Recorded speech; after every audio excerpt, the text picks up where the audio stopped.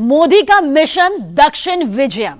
देश में 400 सीटें वही पार्टी दरअसल जीत सकती है जो कश्मीर से कन्याकुमारी तक विजय पताका लहरा दी। ऐसा कारनामा भारत के राजनीतिक इतिहास में अब तक सिर्फ कांग्रेस पार्टी ही कर सकी है, लेकिन अब युग बदल गया है। यह राजनीति का नया युग है जहां मोदी ने दक्षिण भारत की 129 सीटों को जीतने के लिए अपनी पूरी ताकत झोंक दी है।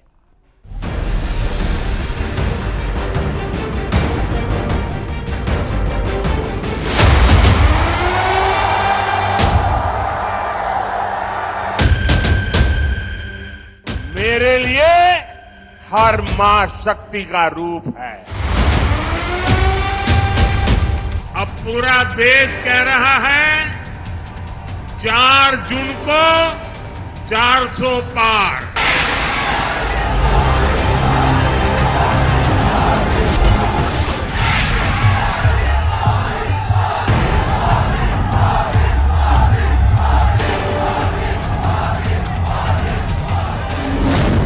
ये प्रधानमंत्री मोदी के कोयम्बटूर के रोड शो की तस्वीरें हैं। कोई प्रधानमंत्री मोदी को देखकर भावुक है तो किसी की आंखों में आंसू। कोई मोदी के लिए पोस्टर में मिठास घोल देता है तो कहीं मोदी को देखते ही आंखें चौंकती नजर आती हैं। मोदी को देखने के लिए भी जबरदस्त जोश और उत्साह है। बीजेपी की महिला कार्यकर्ता पीएम पर फूल बरसाती हैं और प्रधानमंत्री नरेंद्र मोदी के अश्वमेघ का घोड़ा दक्षिण विजय की तरफ तेज रफ्तार से दौड़ता जा रहा है।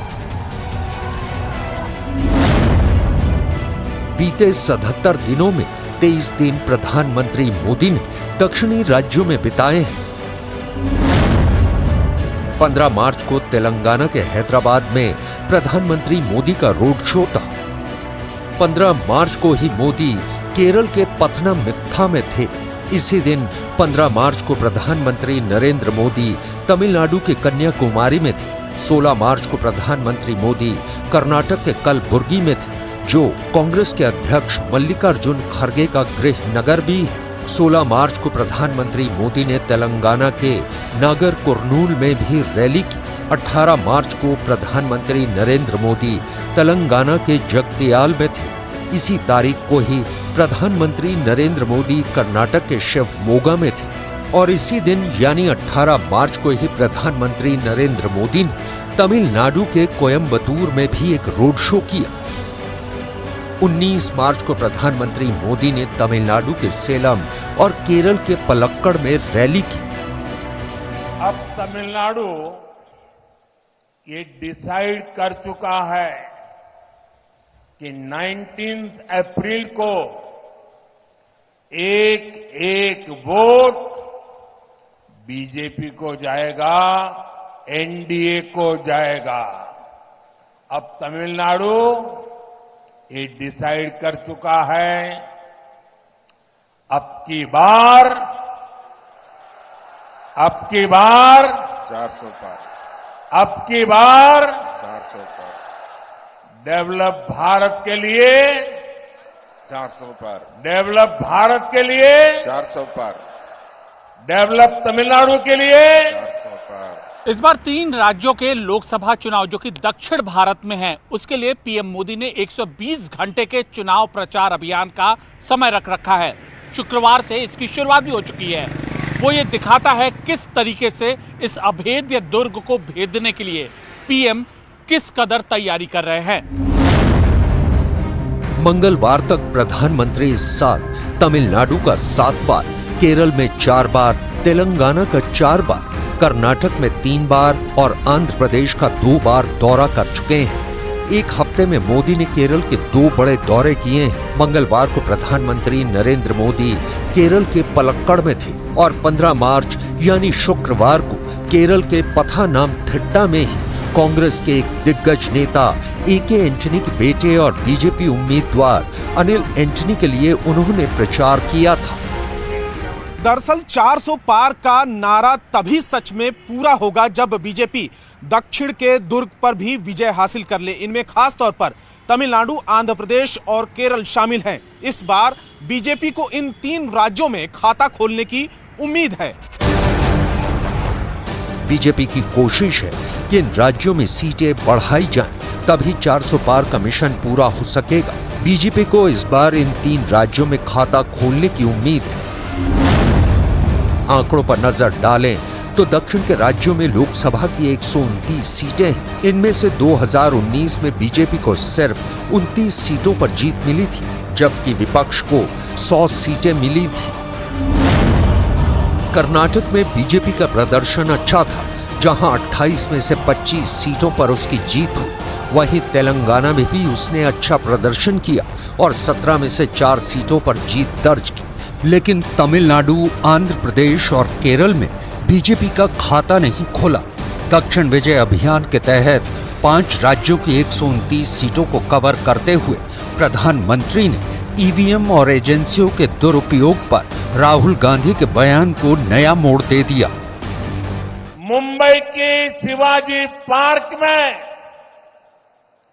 इंडी अलायंस ने खुलेआम घोषणा की है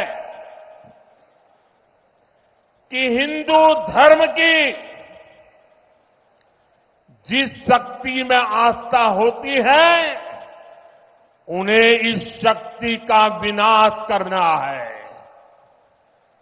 हिंदू धर्म में शक्ति किसे कहते हैं, ये तमिलनाडु का हर व्यक्ति जानता है। दिल्ली में सत्ता का रास्ता उत्तर प्रदेश से होकर जा सकता है, लेकिन इस बार एनडीए 400 पार का रास्ता दक्षिण भारत से होकर गुजरेगा। हमारा लक्ष्य इस बार 5 दक्षिणी राज्यों में एनडीए के लिए 50-60 सीटें जीतने का है। यही वो चीज है जो एनडीए को 400 सीटों से आगे ले जाएगी। कुछ दिनों पहले न्यूज 18 के मेगा पोल में यह अनुमान लगाया गया था कि एनडीए इस बार लोकसभा चुनाव में 58 सीटें जीत सकता है, और अगर ऐसा हुआ तो 2019 के लोकसभा चुनाव के अपेक्षा में यह तादाद दुगनी होगी। न्यूज 18 ओपिनियन पोल में एनडीए को आंध्र प्रदेश में 18, तेलंगाना में 8, कर्नाटक में 25, तमिलनाडु में 5 और केरल में 2 सीटें मिलने का अनुमान लगाया गया है।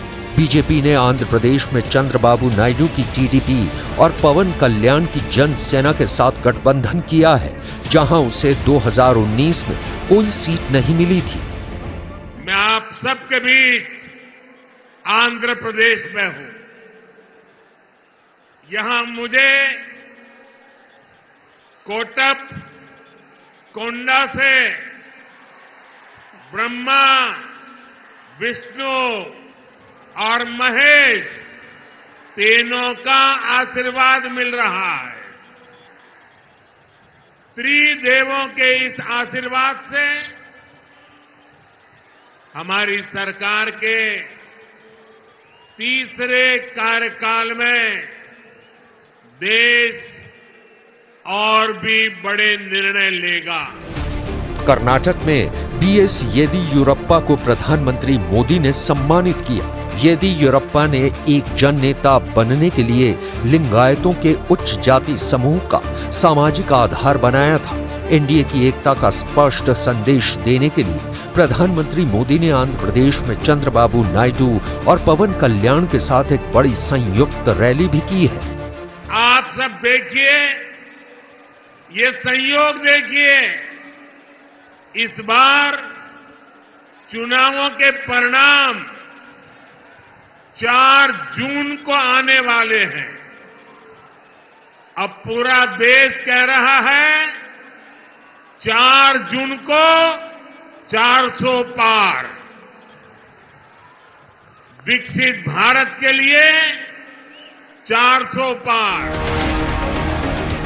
ये साफ लग रहा है कि प्रधानमंत्री नरेंद्र मोदी इस बार दक्षिण भारत में पहले से ज्यादा समय देना चाहते हैं, ताकि बीजेपी 370 पार के लक्ष्य को पूरा कर सके।